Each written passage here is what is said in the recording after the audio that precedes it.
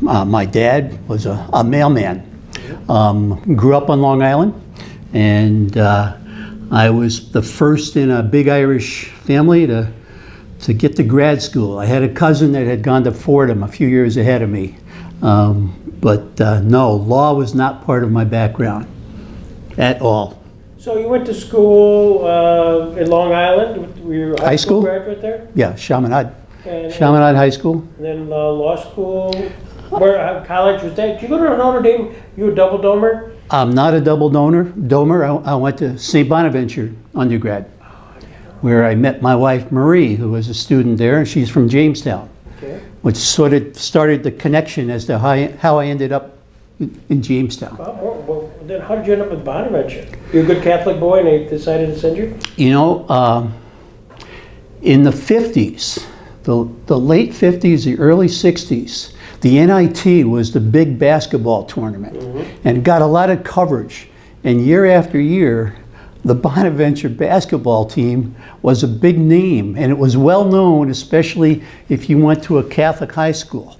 I had a college night, and one of the friars from Bonnie's showed up, and I went in and I listened to him, and I liked what he had to say, and I applied. Only applied one other school, got accepted. The first time I ever saw St. Bonaventure was when my folks dropped me off at the gate in September of '63. So this was the time of the period of the Stiff brothers? The Stiff brothers, Freddie Crawford, Miles Aiken. Some of the names I remember. When I started as a freshman, Freddie Crawford and Miles Aiken, they were still playing at that point. They had a problem with tuberculosis and affected some of the team players.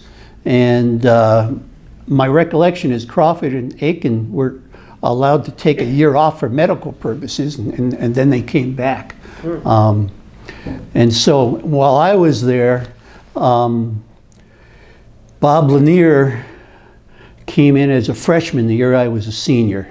And that's when things really started to get exciting again, although they've always been exciting, but it's been a long time since they were that exciting. Just this past year, they had a 50th anniversary celebration. I was down there. Bob Lanier was there, and a lot of his teammates, but those were fun years. Was Eddie Donovan, was he the coach then?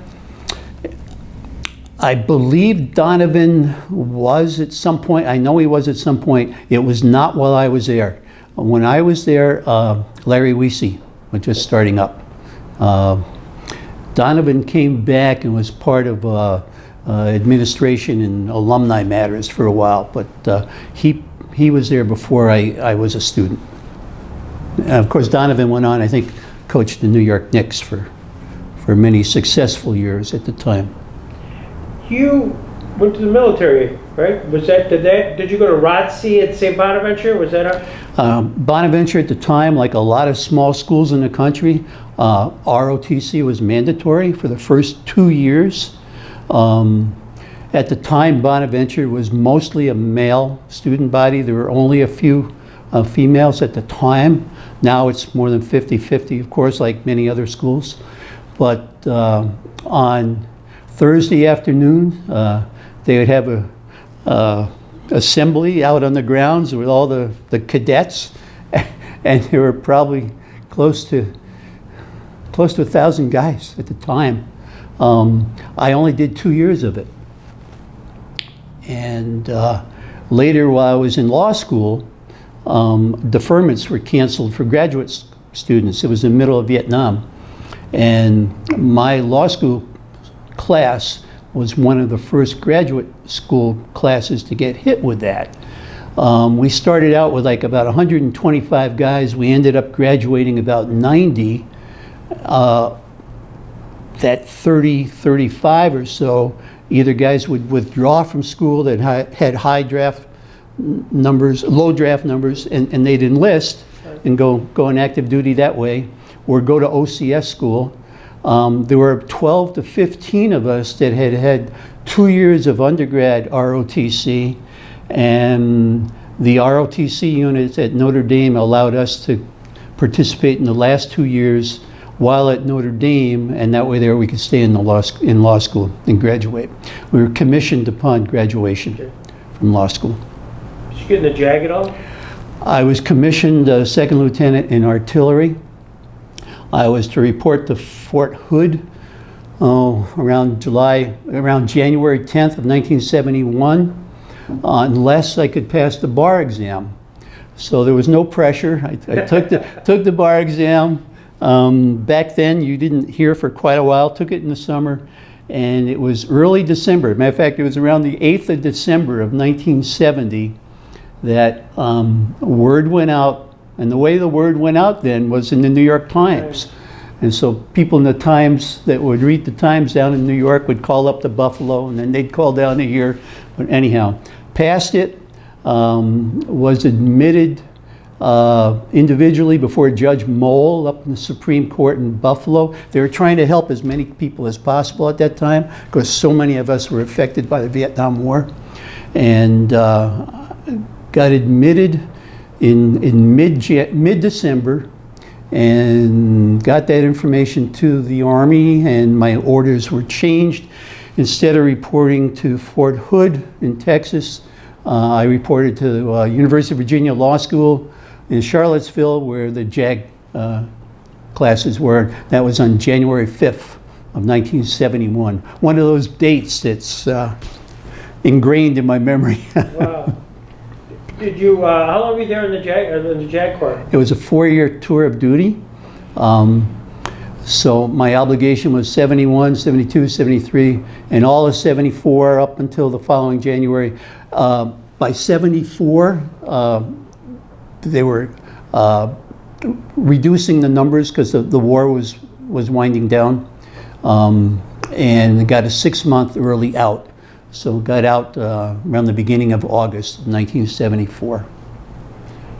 What would you do? What was your role in the JAG? Did you do court-martial stuff? Is that what? For the first 2 years, just about, I was a defense counsel doing extensive amount of court-martial work. I did some military legal assistance for families and soldiers too, some civil stuff, not a lot of that. Mostly court-martial work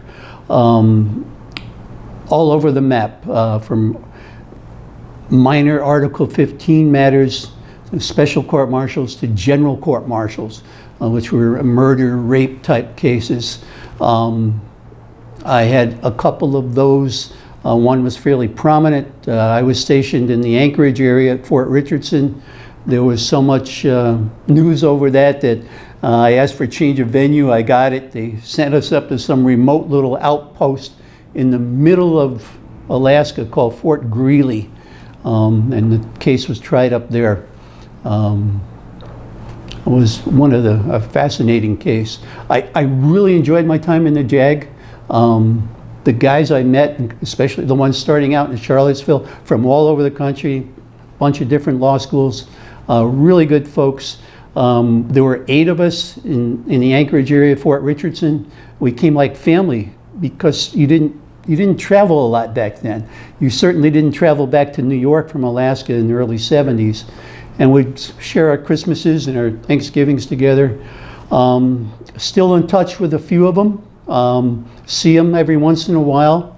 They're really good guys. After I did about 2 years of simply doing court-martial work, I handled some government contracting matters for 6 months. And then my final 6 months, I was what was called Chief of Military Justice. I was kind of like the DA that looked over the charges and made sure everything was in order. So great experience. I really enjoyed it, especially the hands-on part. The fact I was trying cases right away. That was a good boost for me. I felt really good about that when it was all over. So the case in Alaska, you want to talk about that at all? The one that got some prominence? Only that it was a murder case. It's over 50 years ago now, probably. A fella shot another fellow that was in bed with his wife at the time, and there were all sorts of psychiatric issues involved. This This guy had been to Vietnam, and today you'd call it post-traumatic stress probably, but I ended up getting some psychiatrists from the Anchorage and Juneau area to testify. The standard of a psychiatric defense in the military at the time was more stringent than in many of the states across the country. Mm-hmm. And one of my arguments was to try to change that, but that didn't go anywhere. He was convicted on a reduced charge and sentenced to some time in Leavenworth. You always, even after all this time, you always wonder if you did the best you could. I honestly felt, and I still do, that I tried to do the best I could under the circumstances. Getting a hold of the psychiatrist is a story in and of itself. This is early 70s. There was two different cultures in the United States at the time. Some of us were wearing a uniform and some of us weren't. I was dealing with the guys at the local ACLU office. Their hair was a lot longer than mine, and they weren't wearing uniforms. They invited me to a first meeting after office hours one night. I don't think I wore my uniform. I just don't think I would have done that. There was a certain aroma in the air I detected. Might have been questionable, but they were very, very suspicious of me. I don't know if they thought I was a plant or something, but anyhow, we finally broke the ice, and one of them was very helpful in getting the psychiatrist to help me out. But I laugh about that I can picture going into that evening meeting in downtown Anchorage in a upstairs apartment someplace and getting these stares that were, I just got a kick out of it. So you finally get mustered out. Did you know what you were going to do? When I knew I was going to be getting out in August of '74, in March, I arranged for a 2-week leave, and I flew back and I interviewed. I interviewed down in DC with the Department of Agriculture and Department of Justice. I interviewed with the Attorney General's office up in Albany, I'm pretty sure. One stop in Syracuse, and the legal aid office in Buffalo. And then I came to Jamestown. Marie, and at the time we had 2 young children, obviously didn't fly back with me. She was still up in Alaska. Her mom was here in Jamestown at the time, and I was going to swing around. What's her maiden name? Pardon me? What's her maiden name? Sanfilippo, Mary Sanfilippo. Marie Sanfilippo. Her mom was Mary, who many people know as the Carnahan's lady. Yeah, Worked in Carnahan's for a good 40, 50 years. Oh my God, legend. So I came down to Jamestown to say hi to her, and I flew back from here. In the process, I had arranged for a meeting with one attorney in town to see if he might be hiring. And here I am. I came from Alaska. Anyhow, the appointment was set up for a particular afternoon at 1 o'clock. When I got there, he had taken the day off. So I wandered over to Terry Duro's office. I had worked with Terry at the legal aid in between law school and going on active duty. I worked in the legal aid office here as a clerk for a few months. And he said, let's go out to lunch. And at the time, he had another young attorney working with him who joined us, Ward Westerberg. That's the first time I met Ward. We're having lunch, and both of them, I told them my tale of woe. I'm kind of laughing about it, that I came 6,000 miles and the guy had left for the day. So they said, there's a firm over in the KeyBank building named Johnson, Peterson, Tiener, and Anderson, and we hear they're looking for somebody. So I had a couple more days. The next morning, I walked over, I knocked on the door about 9 o'clock in the morning, and that was a fairly good-sized firm at the time, about 10 guys.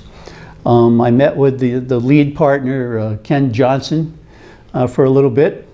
And then suddenly he got on the phone, and I started meeting with the other partners. I went to lunch with a fellow named Chuck Beckstrom. Took me over to some place called the Town Club. It was like 3:30, 4 o'clock before I got out of there. I get back to my wife's mom's house, and I get a call from them. They offered me a position, but they have to know in 24 hours. I said, well, I can't tell you in 24 hours. I'm flying back to Alaska tomorrow, and I've got to talk this over with my wife. Give me a few more days. And they said, okay. So I called them back in a few more days after Maria and I had talked about it, and I accepted the job. And I started here in August of '74, working with one of the finest attorneys I've ever known, a fellow by the name of Bill Arison. He was the first public defender for Chautauqua County. He was a well-known trial attorney, and he and I just worked so well together. I just really, really liked him. That was '74. Just a few years later, my recollection is '78, he passed away from cancer at age 53, which was a tremendous loss to the legal community. I, at that point, basically was the only trial attorney in this office, and I took over all of Bill's work at that point. Bill, being public defender, how did he balance that act? Was it like a 50-50 deal while he was with the firm? You know, Greg, it's been so long. That sounds good. I honestly can't recall. I know he did a lot of his public defender work from the office itself, as far as working on files and preparation and meeting people. But I don't know the percentages. Did he bring you in at all? Were you an assistant public defender? Did you? I was. But not under Bill. When Bill passed away, at some point Eddie Fagan became the assistant public defender. And he was having a little problem with one of the judges. I think it was Judge Adams. And he was looking for some other guys to back him up in the office a little bit. And he asked me if I would be willing to do that. And the guys in Chopita, they said, yeah, give it a shot, part-time. And I did that part-time for a couple of years. And enjoyed that too, enjoyed that immensely. I covered Jamestown, and I covered some of the outlying little town courts. But were you there when the Sawyer case, because I know Fagan was sort of asked, well, they asked for Fagan, I forget the whole story, I had W. Burgett here just within the last few weeks. The Sawyer case, that was the Hogan's Hut. I wasn't involved with that case, right? Dobie ended up kind of prosecuting that case, and Fagan it ended up being Kevin Lawmer, somebody else ended up being a defense counsel. Right, I was not involved in that, but I was here. I do remember that horrible factual situation, yeah. So you're doing this for a couple of years. Was that you've done litigation, clearly you were thrown right into it in the JAG world. Was this a help here to have that JAG experience? Oh, yeah. Indubitably, yeah, no question. You also and then I was phasing into civil litigation too. Bill at the time handled a number of insurance companies. Two of them that jump out at me were State Farm and Nationwide, and he had quite a good caseload there. When he passed away, I continued that for a number of years. Also, I remember Al McKee did some defense work. Al McKee did, yes, and Bill Blood. At the time, the environment was a little bit different. And I'll be honest, I don't know what it's like today, but a lot of that insurance work went elsewhere as the years progressed. But in the late 70s and probably through most of the 80s, there were a number of defense attorneys in town that were representing cases on behalf of insurance companies. Chopita. So Ken Johnson, talk about Ken Johnson. Ken, Jopita, Johnson, Peterson, Tina, and Anderson. Ken was a very, very smart attorney. He had gone to Michigan, Michigan Law School. Allegheny College, I believe. Allegheny College, I believe, undergrad, yes. Another fine school. He had a forte along with another partner, Ron Malin. They did a lot of Interstate Commerce Commission work for various trucking companies and bus companies in western central New York and good portions of Pennsylvania. That was their area of expertise that not many other people knew how to approach. I never got involved with much of that other than do maybe some litigation for some of those trucking companies that were not related to seeking ICC licenses. That work dried up when that whole industry was deregulated. I probably somewhere in the 90s. I'm trying to remember that. But Ken had a Navy background.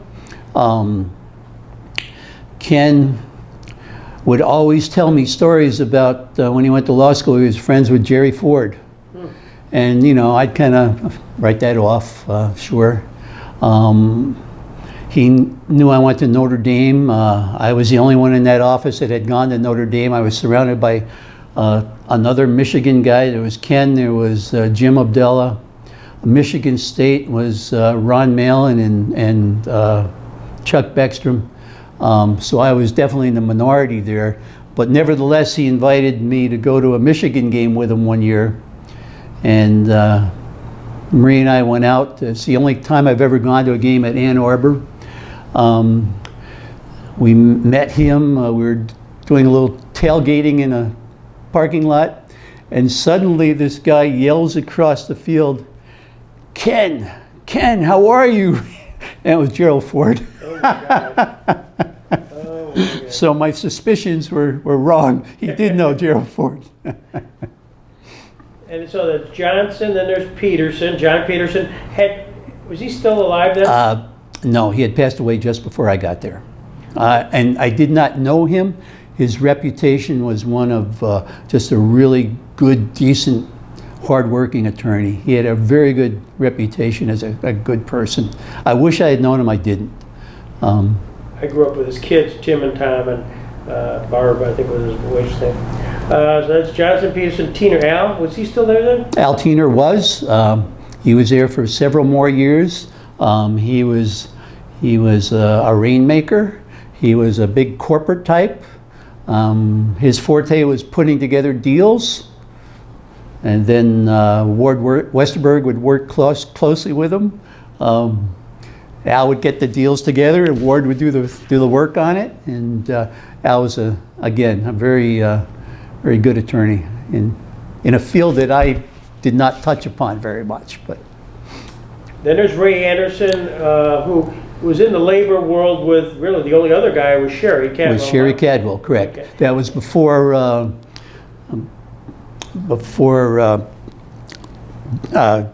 D'Angelo. Chuck, yeah. Chuck, before Chuck came to town. Okay. But Ray and Sherry Cadwell were the big labor guys in the community.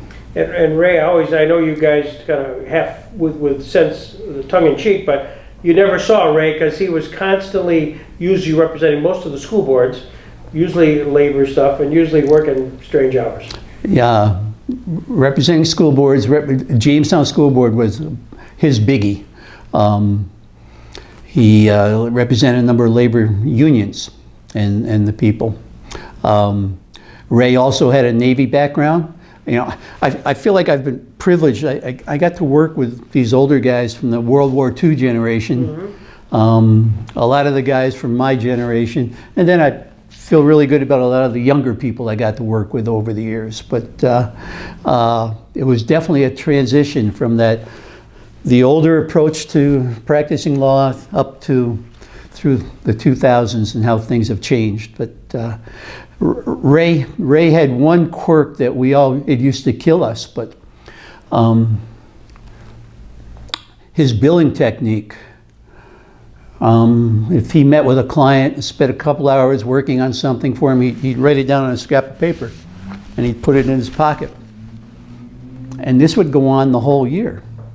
And it would come to be December, and suddenly he would show up in the office, the door would close, he'd have all these scraps of paper out on the floor for weeks at a time, reconstructing his billing for the whole year. Oh my gosh. Obviously that's before computers, but that's how Ray kept track of things. And then from the sequence of life, you had those four, and then what's the next order of things? Of course, you had Abdullah, you had Malin, and Charlie Phillips, another. Charlie. I don't know if you recall Charlie Phillips. He was the real estate attorney for a good many years in town. Charlie had an English background, very conservative, very quiet. Pretty much limited his entire practice over there to real estate work. One side of Charlie that I'm not sure many people knew is that he was in the Normandy invasion on D-Day, and the story he would tell to me was that after a couple of days when things quieted down, what he vividly recalls is sitting on the beach, a little fire, and him and an English officer sharing a cup of tea.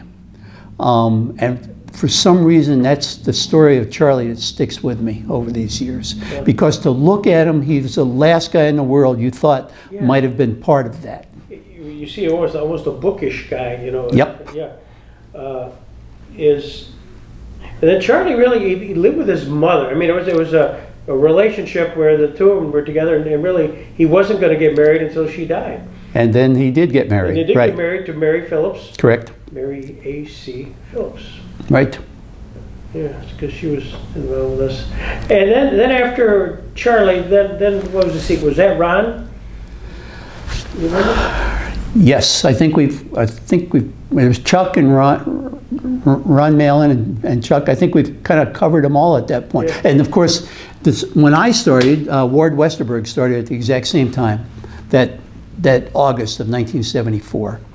And Ward, and maybe it started a month earlier, so he was there when I showed up. But Ward was originally from Jamestown, went to Jamestown High School, went to Wagner College down on Staten Island, went to law school at UB. His dad was the Lutheran minister. Paul. And for many years, I think Ward lived over there in the home that the minister had there. But Ward, I'm not sure if he got drafted. I think he may have, and left law school and came back and finished up. He ended up in an infantry platoon in Vietnam as a point man in the squads that would go out in the jungle. And he and I were very good friends. I miss him to this date, but I have always felt that Vietnam was a tough duty assignment for him, and I think it's something that bothered him for years. Did he feel comfortable enough to open up to you? I mean, a lot of people didn't open up. Somewhat, but a lot of those guys didn't open up at all. Yeah. But somewhat, yeah. Abdullah, Jim Abdullah, Michigan, tax. Michigan and William and Mary undergrad. Okay. How And did tax. he come in? Yeah.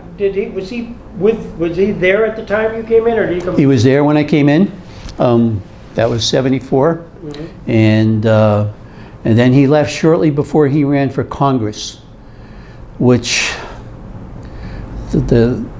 had to be mid-80s, 85, or 80, maybe 86. I'm guessing, but that's approximately, I think, when that occurred. And tax, yeah, he was the tax fella in the office. Yeah. So you guys, when I came back, I was always impressed with the fact that you really were the first sort of firm that had silos of specialties. You were really the big firm. Johnson, Peterson, Tiener, and Anderson were the big guys. They were at the time in Jamestown, Yeah. right? They were in this area. Yeah. Ultimately, other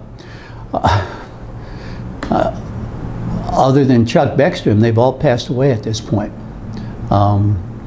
Chuck and I are the only two from that group. Ward was most recent, followed by Ron. Ron followed a couple of years after Ward.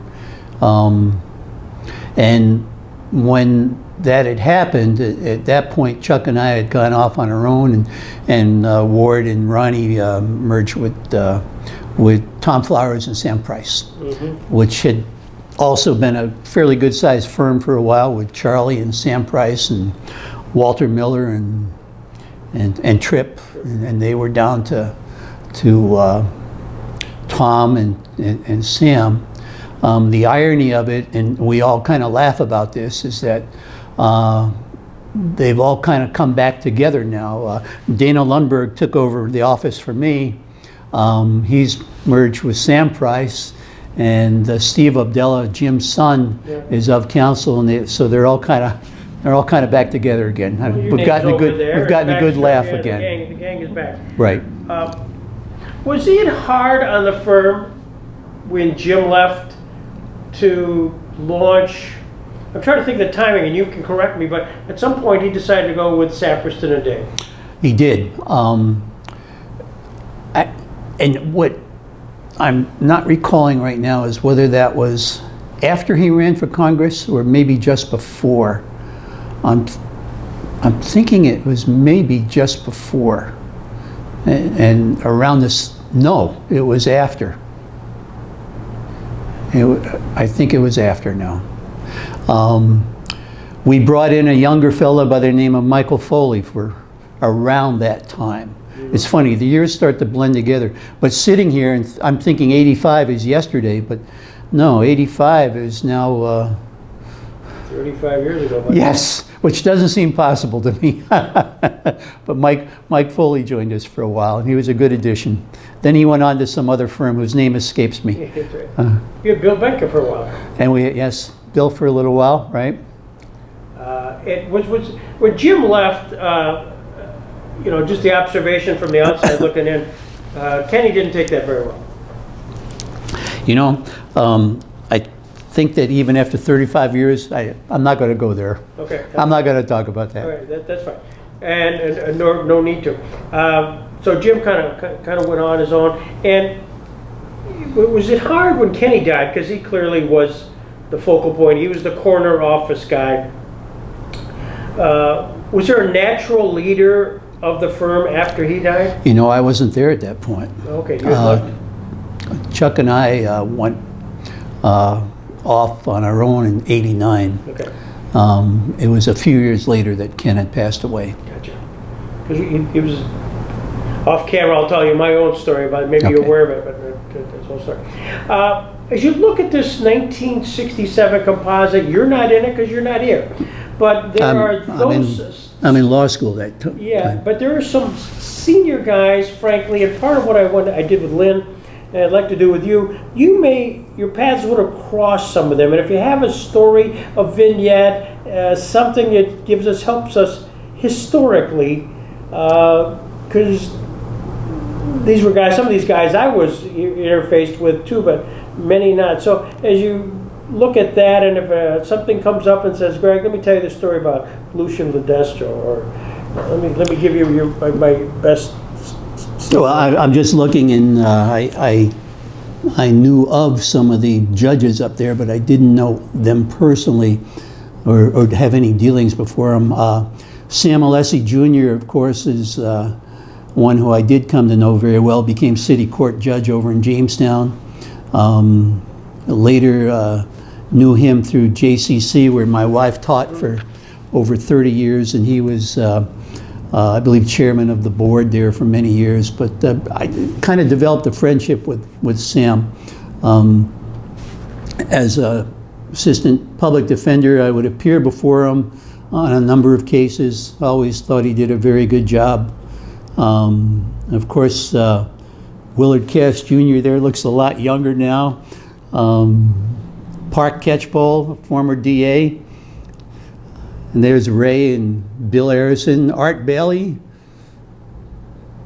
still going strong, I guess.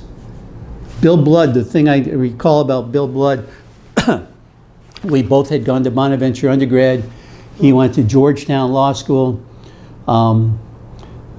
But talk about World War II generation.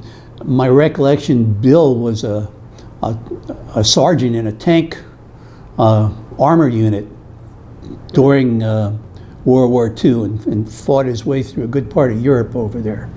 A very good trial attorney. Did mostly defense work. Very, very serious. Hard to get him to crack a smile, but a good trial attorney. Howard Crosley, very, very smart attorney. I had occasion to be in the appellate division in Rochester once. I believe we may have been arguing against one another, although to be candid with you, I'm not sure if that's totally true.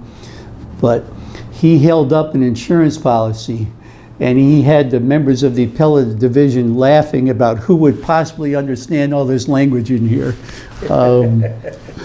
But Howard was I think had gone to Yale, my recollection. Smart guy. Terry Duro. Terry, I met, as I mentioned earlier, I worked with him for a brief period of time for like 6 months between law school and the Army legal aid office. He would do anything to help somebody out. He handled a lot of folks who had some really tough times, and he just would bend over backwards to help them.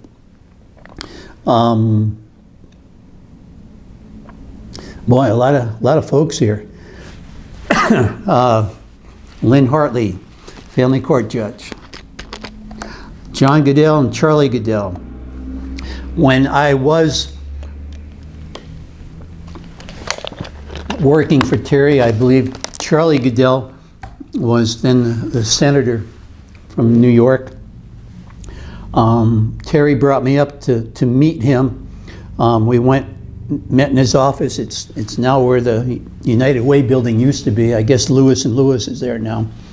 But he was in town and spent a good amount of time talking to me. Gave me a pass to, if I'm in Washington, to go sit in the Senate and watch things and work. Had a lot of questions about me going into the service and what I thought about the Vietnam War. And I'll be honest, he was one of the few Republicans at the time that broke with Nixon and came out with an anti-Vietnam War stance. And I don't know if that had happened or not yet. John Goodell, Andy's father, again, talk about a guy who would just work himself to death to try to help people. People who maybe not always were in a position to pay bills. But John was dedicated to helping the guy that was down and out. And I saw that many, many times when dealing with him. Lucian Ledestro. always got a kick out of Lucian.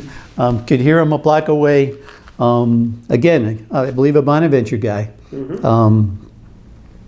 But a really good attorney and a really nice person. I knew Mike Lombardo a little bit. He was kind of old when I had first got here, and but he was still practicing. Stan Lundeen had gotten into politics, I'm pretty sure, by 74.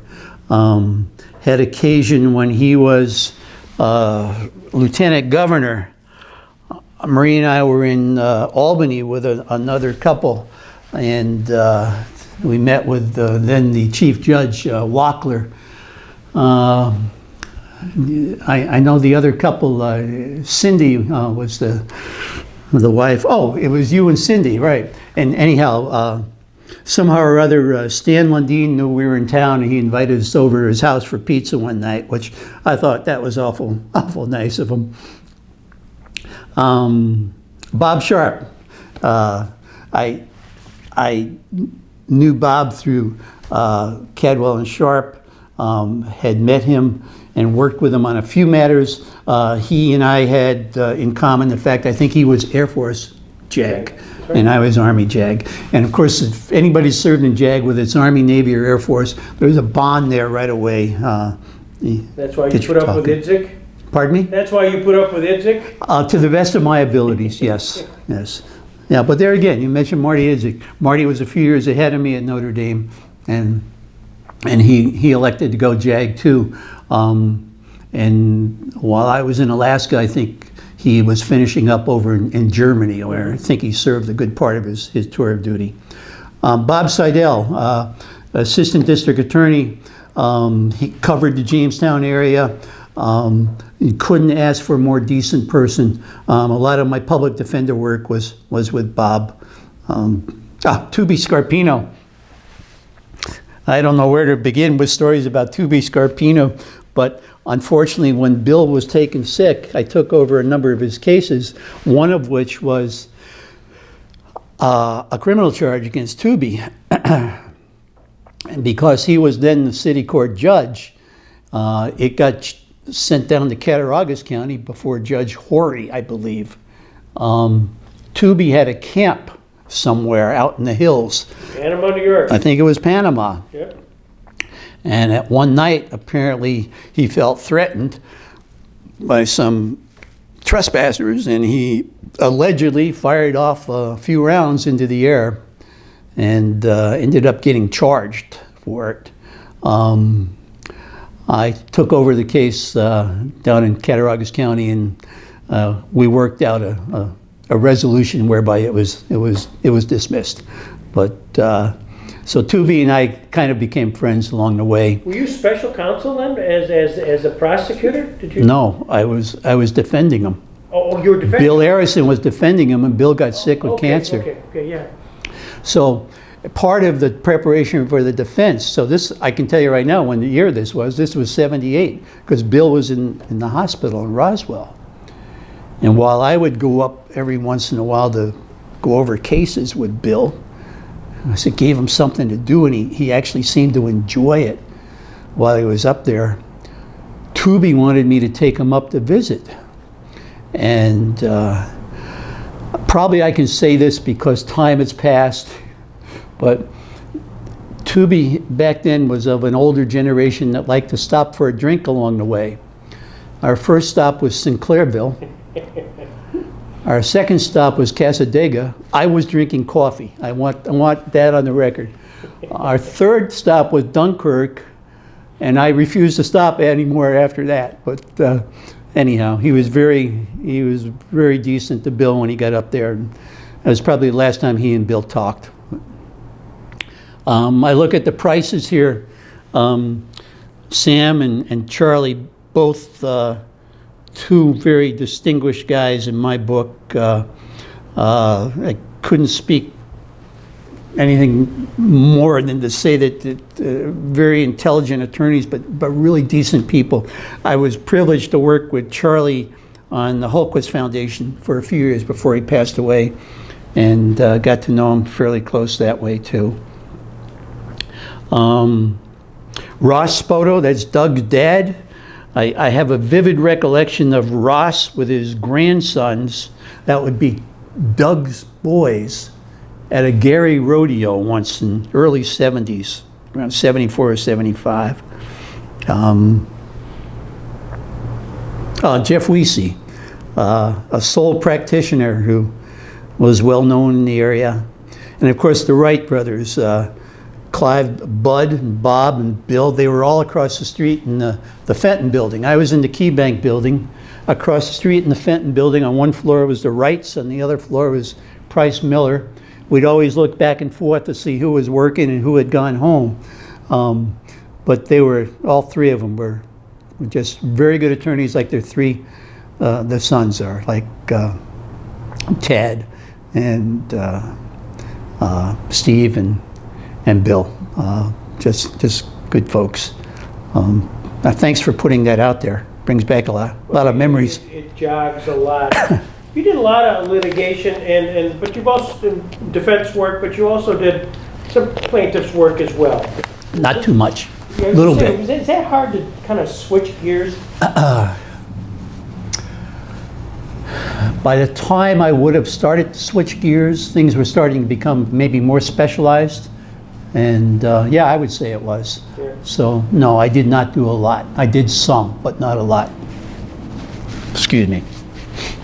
As you kind of reflect back, you're going to say, Greg, you haven't asked this question yet about either me or some incident, something that happened in court, something that unique that's kind of may have been ground setting, but it might have been funny. It might have been one of those things where, Greg, did I ever tell you the story about this? That would be kind of a fun John Plumb story. That happened in court? Could be a war story. It's you know, I'll tell you just to get your brain thinking. You know, we had Dalton Bergen, I had Paul Andrews, and even Lynn here of late talking. Inevitably, there is a story. Oh, okay. Here, Dalton Burgett. You're bringing up some names. Over the years, you know, he was the noted plaintiff's attorney, and being a defense counsel, I obviously ended up on the other side of him a few times. We always got along really well. We didn't socialize a lot outside of the office, but we'd meet for lunch a lot at Lissandro's, and we'd just kick things around. He had a case where that I was defending, and it was an automobile case. And his client, I believe, was a young person that had ended up with some broken bones and was treated by a really fine doctor in the area, Dr. Danahy, one who I have the utmost respect for, because at one point he did some really good work on one of my boys that had been in an accident, my son Michael. But we're in trial, and Dr. Danahy is testifying as to the injuries sustained by Dalton's client.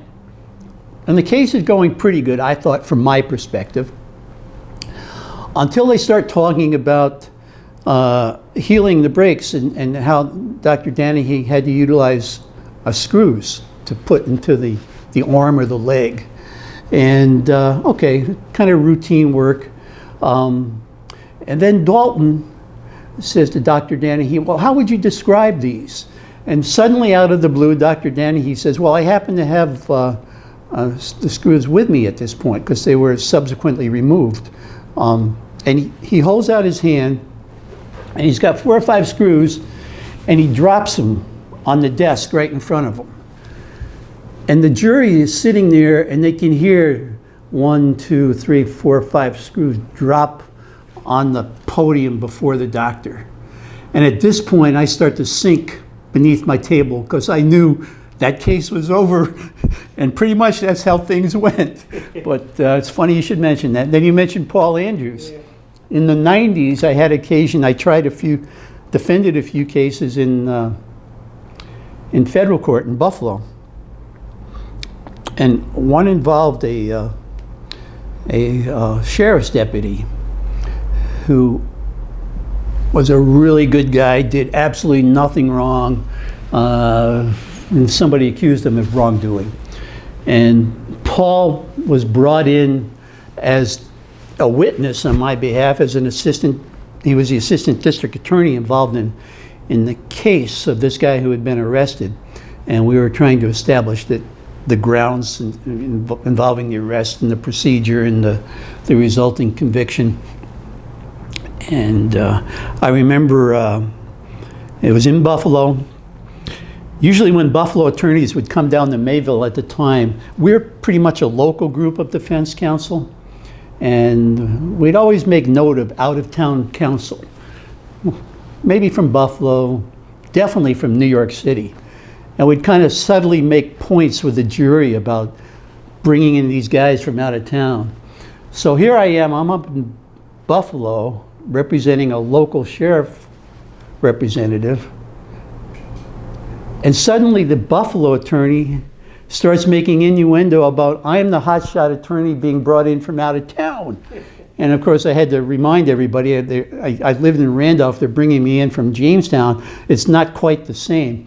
But Paul, when the case was over, comes up to me and he says, I can't believe you asked all those leading questions. He says, what were you doing? I said, nobody objected. I thought we'd just keep going. And we did. But for some reason that stuck with Paul. Yeah. Paul had started out, he had, amongst other things, he had clerked with me as like a paralegal for a while before he went to law school. And Paul, I knew at the time, was going to become an attorney because he was so good and he was so ethical. And just to this day, I have nothing but praise also for Paul, as I do for most of the attorneys in the Jamestown community. I was fortunate. I tried a lot of cases in Buffalo. I did appellate division work. I did some work in the Court of Appeals. I also got a few cases down in Manhattan. And through the Bar Association, I met with a lot of folks down in the New York area. The more I traveled around, the more I felt that the attorneys here are just as good as anywhere else. And I really mean that from the bottom of my heart. It was an honor to be part of that community for so long. Give me your best Leetown Adams story. Well, it's probably not a personal one, although my personal one is one of gratitude, I guess. I had a case, again, it was one that Bill had started, I believe. I won't mention any names, of course, but a young man had been accused of killing his brother. And it was in a heated argument. And there was some alcohol involved. This young fella had been a straight arrow his entire life. Nothing but good things could be said about him. And he admitted to what had happened. And when it came to time of sentencing, I had so many people from the community that spoke on his behalf, and also his parents, and their big overture to the judge was, we've already lost one son, we don't want to lose another. And Judge Adams, who was pretty tough, and tough on sentencing, took all of that in consideration and gave the fellow 13 months, which I thought was the right thing to do. But also I'm grateful to this day to Judge Adams. Judge Adams, talking about guys that had gone through World War II, he was in a submarine in World War II. World War II submarines are a lot different than the current ones. My own son was a Navy officer, still is in the reserves. He served as a submarine officer out of New London, Connecticut. Before 9/11, things were a little more relaxed, and they had a program where they would invite parents to go out and under for a day. And I remember I had a deposition in Buffalo on a Friday. I left work on Friday and I drove to New London. And Saturday morning at 7 o'clock, I was down in Groton at the sub base, and his sub was the USS San Juan, a fast attack sub at the time, one that went out for 90 days and under. We went out off of Montauk out into the ocean. There were maybe 5 or 6 other parents on board. It was just a unique experience, and we went out for the whole day. At one point, the captain did a breach maneuver where we shot the surface, something you see out of Tom Clancy movie. But anyhow, that type of submarine, even though that was confined, nothing compared to what Leetown Adams went through in World War II. And of course, the story about Leetown Adams that anybody who was in the community at the time remembers is he was in one of Mayville's fine dining establishments. I think it was Grace's, was it? Tavern or restaurant. One morning having coffee, and some guy comes in with a shotgun And I don't know if it was going to be a robbery or what, but he's got it pointed at everybody, and the Lee Town stands up, walks over to him, says, "I'm the county court judge, give me that shotgun," and the guy did. But, so that's my Lee Town Adams stories. Any other judicial characters that come to mind? I'm gonna like a Ricotta. Was he? Again, my world didn't cross paths with him other than socially. Did he have any distinctive flair? I like Judge Ricotta. Yeah. I tried a lot of cases before him. And we had one thing in connection, and that was his son at the time, Kevin, was going to Notre Dame. And so sometimes in the middle of the trial, the judge would say, "All right, everybody, I need to take a break now. I'd like to talk to counsel in the room out back." And of course, the jury probably thought we went back to talk about the law, but he wondered who Notre Dame was going to be playing on Saturday and how they were going to do. I liked Judge Ricotta. One case I do recall, Tony Spann was on the other side. Both Tony and Judge Ricotta are from the Dunkirk area. It was a plaintiff's case, and the jury came back in my favor. No cause? No cause. And when the foreman stood up and read the verdict, the results, the judge on the record goes, "What, no money?" Which got quite a few laughs again when we got back to the appellate division. Got quite a few laughs at the time from the court reporter, Tom Muldowney, who's sitting there putting down, "What, no money?" But anyhow, I always felt Judge Ricotta had a good judicial temperament. And unless you really crossed him or did something improper, he was going to let the attorneys be the attorneys, argue their cases to the best of their abilities, and then he and the jury would decide things. But he almost felt at ease trying a case before him, which is not true of a lot of other judges. But he was one that I felt that way about. Being a defense counsel, were there certain plaintiff's counsel that you'd say, "Oh man, I can't believe I'm being assigned to that case with that attorney involved," whether it's Snyder or a... You know what, I don't think I ever felt that way about guys from the local community. Yeah. As the years went on, that changed a little bit. Yeah. When I first started practicing, there was no advertising. Right. That part of the profession changed, and I did feel that way later on a little bit in the 90s, going closer to 2000 before I started to back off of it. Around 89, 90, I started to pick up some of the schoolwork that some of my partners had done. Over the years, when the schools had litigation matters or there were contested disciplinary issues or what have you, while Ray or Chuck might have been the school attorney, I came and did the contested litigation type stuff. In 80, well actually it was 85, I picked up Frewsburg as a school district. 89, I picked up Southwestern that I represented myself.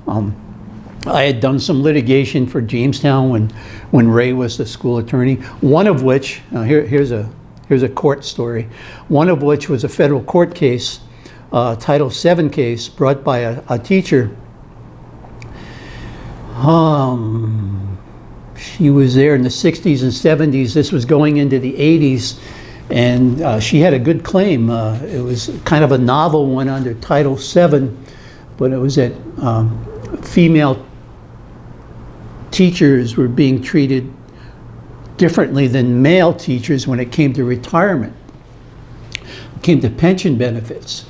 The argument was that because at the time the insurance companies and their actuarials were determining that women as a whole live longer than men, they figured that the retirement payments would be paid out over a longer period of time, and therefore if a man and a woman started at the exact same time, worked for 25 or 30 years and retired on the exact same date, The guy would get a higher monthly retirement payment than the female would, because her projections were based on a longer period of time. So she sued the Jamestown City School District as well as the New York State Teachers Retirement System. And it was under Title VII. The law was evolving at that point. Hadn't caught up to this particular argument. This case went on in federal court in Manhattan for years, a number of years, 2, 3, maybe 4 even. The judge down there was fantastic. I enjoyed every minute of it because I fly down to Manhattan and I get involved in this really cool Title VII type work. Our argument was pretty simple. We felt we're the employer here. We don't set these actuarial tables. We go along with what the New York State Teachers Retirement System goes to. And the court says, I understand that, but you're the employer, and under Title VII, you're in on this to the end. So we didn't get let out. There was a ruling, and I'm not sure if it was on a motion or it was on a motion. And maybe that was part of it, but the retirement system was part of it also. And it got appealed to the Second Circuit.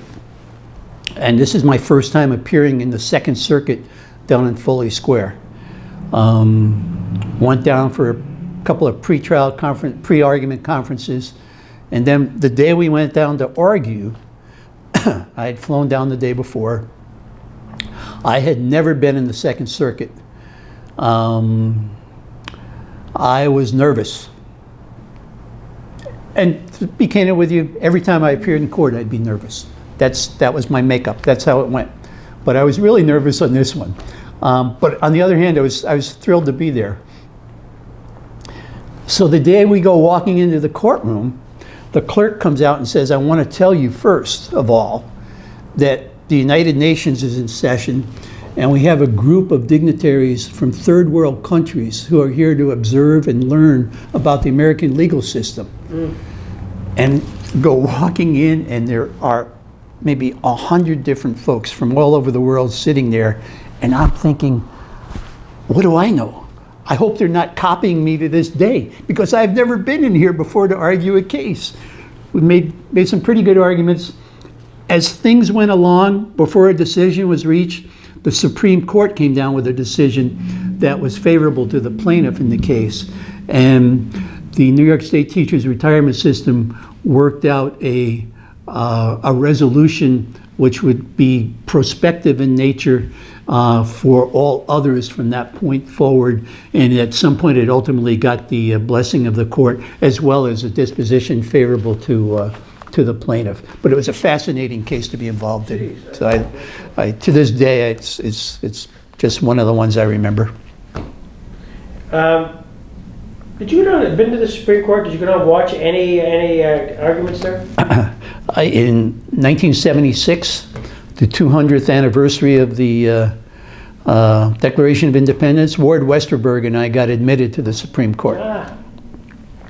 The old adage, many are called, but few are chosen. I never argued a case there. I would have loved to, but I never got that far. On the day in question, we went down.